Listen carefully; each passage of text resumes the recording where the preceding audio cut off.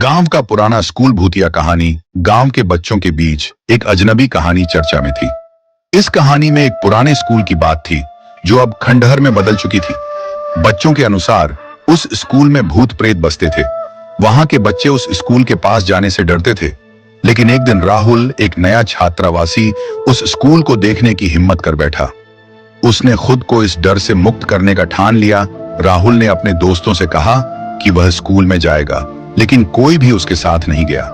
उसने अकेले ही कदम बढ़ाया और उस खंडहर में प्रवेश किया।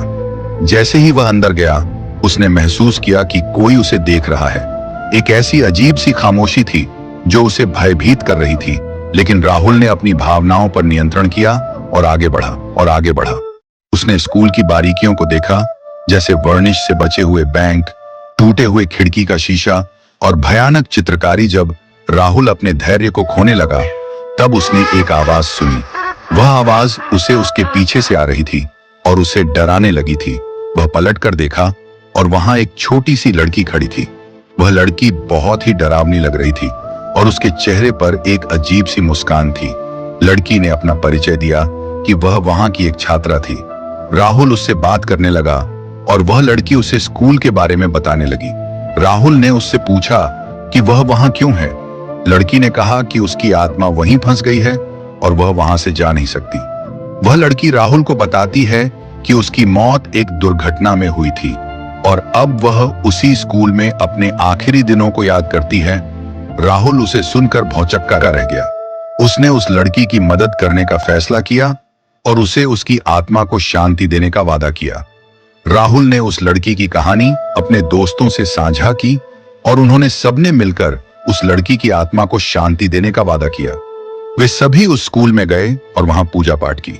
उन्होंने प्रार्थना की कि उस लड़की की आत्मा को शांति मिले। उनकी प्रार्थना के बाद वह लड़की वापस आई और उन्हें धन्यवाद दिया।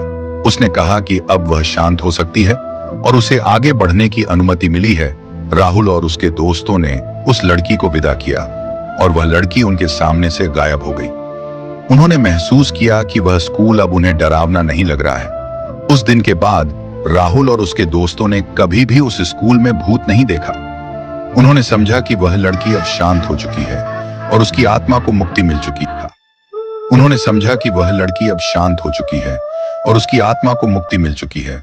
राहुल ने अपने डर को पार करते हुए एक अद्वितीय दोस्ती बनाई और उसने यह सिखाया कि दया और सम्मान सभी के लिए होना चाहिए, चाहे वह जीवित हो या मृत। कार्य ने गांव के बच्चों में उसके प्रति सम्मान बढ़ा दिया और अब वह उनका नायक बन गया। राहुल ने सबको यह सिखाया कि डर का सामना करने का सबसे अच्छा तरीका उसे सामना करना है। गांव के लोगों ने उस पुराने स्कूल को एक स्मारक बना दिया जिसमें वे लड़की की याद को जीवित रखते हैं। वह स्कूल अब उनके लिए एक यादगार है जो उन्हें एक बहादुर बच्चे की कहानी और उसकी दया की याद दिलाता है। और इस प्रकार राहुल की कहानी ने उस गांव को बदल दिया और वह गांव अब उस स्कूल की भूतिया कहानी के बजाय राहुल के साहस और दया की कहानी से जाना जाता है।